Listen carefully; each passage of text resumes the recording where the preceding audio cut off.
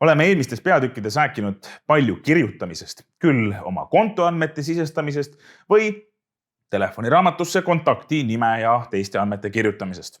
Kuid kirjutamist tuleb telefonis mujalgi ette, näiteks sõnumite saatmisel, veebiotsingute tegemisel, e-kirjade koostamisel, märkmete tegemisel ja sotsiaalmeedia kasutamisel.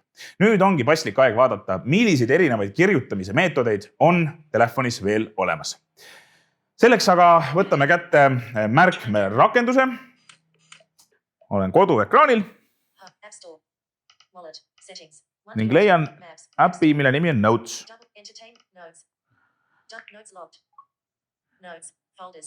Nüüd leian ma ekraani alumisest paremast nurgast nupu New Note ja koputan sellele. Ning avatakse uus märge. Ekraani alumisel poolel on nüüd kuvatud klaviatuur, kuhu me saame hakata kirjutama. Aga enne kirjutama hakkamist tuleb meil määrata hetkel aktiivseks klaviatuuriks eestikeelne klaviatuur.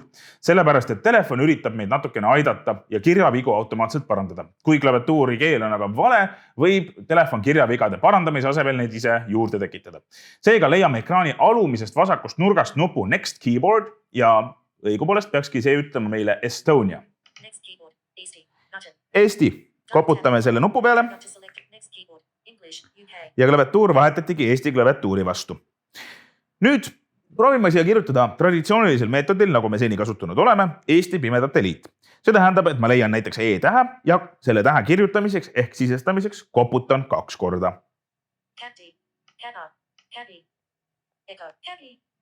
Teine E, koputan veel 2 korda. Leian nüüd S-tähe. T. Koputan. I. Koputan. Nüüd otsin ma tühiku ekraani alumisest keskmisest osast. Koputan 2 korda. Eesti. Nüüd otsin ma P-tähe ülesse.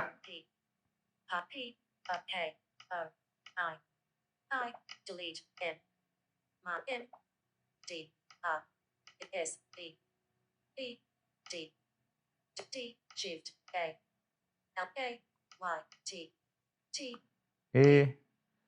Taas tühik, pimedate olen kirjutanud. Ja L. I. Uuesti I. Ja T. Et kontrollida oma sisestatud teksti, puudutan ekraani ülemist osa, kuhu on siis märkmeleht paigutatud ja kus on minu kirjutatud lause. Eesti Pimedate Light. No, ütleme see ekraani lugeja oma inglise keeles üritab siis seda korrektselt kirjutada. Aga nagu ma alustasin, kirjutamise meetodeid on veel erinevaid ja nüüd ongi aega vaadata sellist funktsiooni, mida inglise keeles kutsutakse touch typing ehk puute kirjutamine. Nüüd kustutan ma selle teksti siit ära. Selleks leian ma ekraani alumisest paremast nurgast kustutamise klahvi. Ning et kogu teksti kiiresti ära kustutada, koputan ekraanile ühe sõrmega 2 korda, aga teise koputuse ajal jätan sõrme ekraanile, et nii-öelda kustutusklahvi all hoida. Nii, kõik sai kustutatud, lasen sõrme lahti. Kuidas aktiveerida aga touch typing? Kui klaviatuur on lahti ja fookus on mõnel teksti väljal, saame kasutada selleks rootorit. Ehk siis võtan taas 2 sõrme ning keeran ekraani peal rootori nuppu, kuni kuulen valikut Typing Mode. Typing Mode. Tõmban ühe sõrmega ülevalt alla, et režiimi vahetada. Touch Typing ongi see režiim, mida meil vaja on. Touch Typing valik muudab natukene seda, kuidas VoiceOver just klaviatuuri alal toimib. Nimelt, kui me muidu tähe sisestamiseks pidime 2 korda koputama, siis nüüd tähe sisestamiseks tuleb meil sõrm ekraanilt lahti lasta. Ehk siis, ma toon teile näite. Kui ma nüüd tahan uuesti kirjutada Eesti Pimedate Liit, otsin sõrmega üles E-tähe, ilma ekraanilt sõrme eemaldamata, kuni jõuan E-täheni ja siis võtan alles sõrme ära. E, lasen sõrme lahti ja täht kirjutatigi. Teen seda sama. Otsin S-tähe üles. Lasen sõrme lahti. Natukene kõrgemalt öeldud S-täht tähendab seda, et see just kirjutati. T, I, otsin nüüd tühiku. P, I, M, E, D, A, T, E, tühik, L, I ja T. Läks palju kiiremini. Kui nüüd puudutada ekraani ülemist osa, kus on märkme tekst ja tundub, et tekst on täitsa õige. Läkski palju kiiremini. Põhiliselt seisneb trikk selles, et sõrm ei tohi enne ekraani pealt lahti lasta, kui oled kindel, et oled jõudnud õige täheni. Ja nüüd tutvustan sulle veel ühte varianti, mille nimi on inglise keeles Braille Screen Input ehk punktkirjas sisestus. Ja selleks, et see funktsioon aktiveerida, lähme me seadetesse. Punktkirja sisestus aga võimaldab meil ekraanile koputada punktkirja tähtede kombinatsioone, et tekiksid tähed. Ja see on minu hinnangul isiklikult arvates kõige kiirem meetod ja mina kasutan näiteks seda igapäevaselt. Kuid, kuidas me selle üles leiame? Lähme koduekraanile ning avame seaded ehk settings. Settingutest tuleb meil leida üles valik Accessibility ehk ligipääsetavus ning Accessibility valikutest VoiceOver ehk meie ekraanilugeja. Esmalt tuleb VoiceOveri seadetest üles otsida nupp rootor ehk et lisada punktkirjas sisestamise valik rootorisse.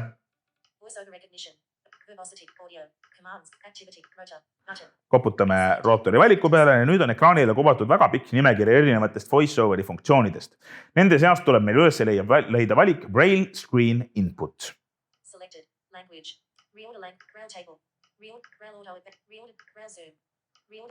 Siin on mitmed punktkirjaga seotud valikud.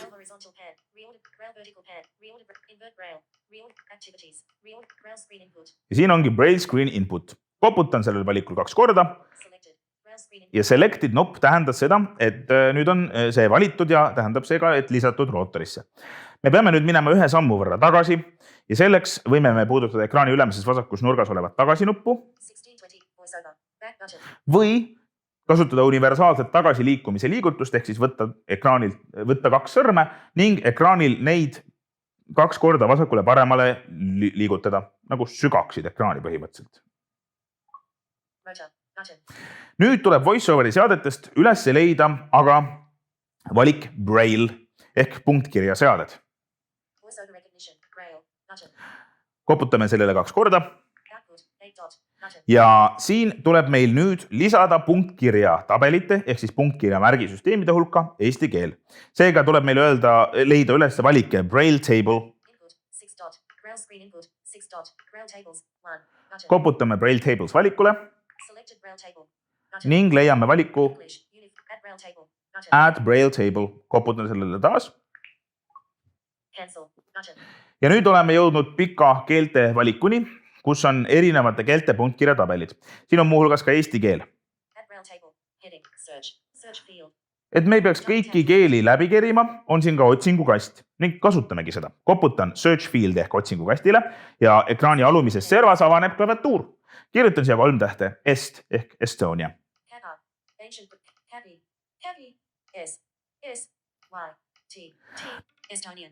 Estonian on ilusasti leitud.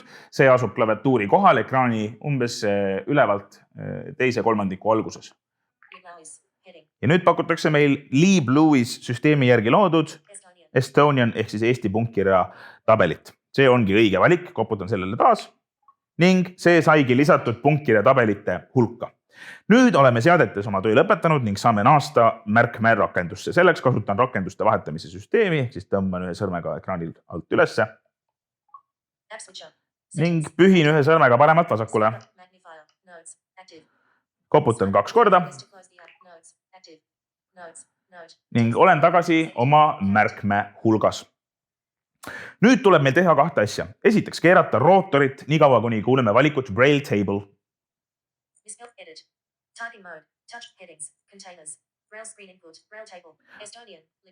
Braille Table'is on juba valitud eesti keel, seega seda me muutma ei pea. Kui siin oleks valitud inglise keel, tuleks meil ühe sõrmega ekraanil ülevalt alla tõmmata, et aktiveerida Eesti punktkirja tabel. Ja nüüd aktiveerime me siis punktkirja kirjutusmeetodi. See käib jälle läbi rootori, nagu me rootorisse selle lisasime. Nüüd tuleb meil keerata rootorit, kuni me kuuleme valikut Braille Screen Input. Braille Screen Input. Orientation locked. Landscape. Charge board to the left. Screen away mode. 6 dot.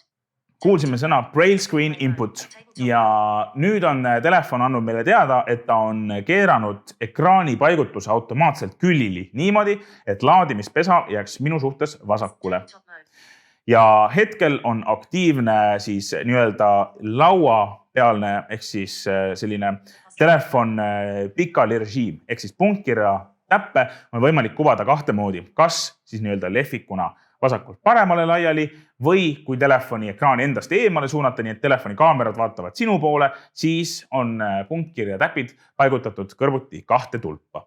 Nende paigutusest saad aimu niimoodi, kui asetad ühe sõrme ekraanile ja seda lahti ei lase. Telefon teeb 2 piuksu ja nüüd sõrme ringi loistades kuuleme me, kus asuvad punktkirja täpid. 2, 3, 1, 2, 1, 4, 5, 6, 5, 4, 1, 2, 3. Nii, olemegi aru saanud, mismoodi klahvid ekraani peal paigutuvad. Lasen sõrme lahti ning asetan enda käed ekraani kohale. Minu telefon toetub siis minu pöialdele. Täpid asuvad kahes tulbas ehk siis ülevalt alla vasakult paremale. 1, 2, 3 ja paremal pool siis 4, 5, 6. Ja niimoodi koputades punktkirja tähti saamagi kirjutada siia Eesti Pimedate Liit.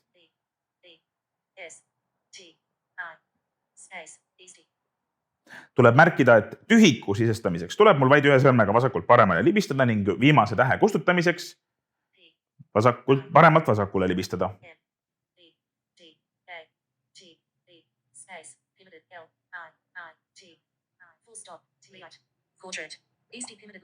Ja kirjutasin vahepeal sõna Eesti Pimedate Liit. Selleks, et punktkirja sisestusmeetodist väljuda, tuleb meil taas rootorit kahe sõrmega keerata ning ekraan muutub tavaliseks.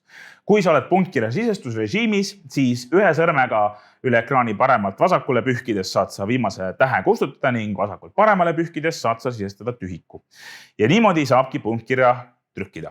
See võib kõlada esmapuhul veidikene keeruliselt ja arusaamatult, kuid mõningase harjutamise korral on võimalik täiesti kiiresti kirjutada ja mina igapäevase kasutajana olen jõudnud juba kirjutamises nii kiireks, et enam-vähem kirjutan sama kiiresti kui nägijad inimesed tavalisel ekraani klaviatuuril.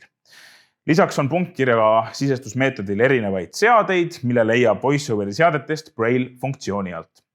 Kirjutamiseks on meetodeid veelgi. Ekraanil on võimalik kirjutada käsitsi ehk siis joonistada ühe sõrmega tähti või ühendada telefoniga juhtmevabalt klaviatuur või punktkirja riba, et saaks kirjutada selle klaviatuuril. Nii et tegelikult kirjutamisel ei tohiks keegi hätta jääda ja kõik peaksid siit leidma endale sobiva meetodi teksti sisestamiseks.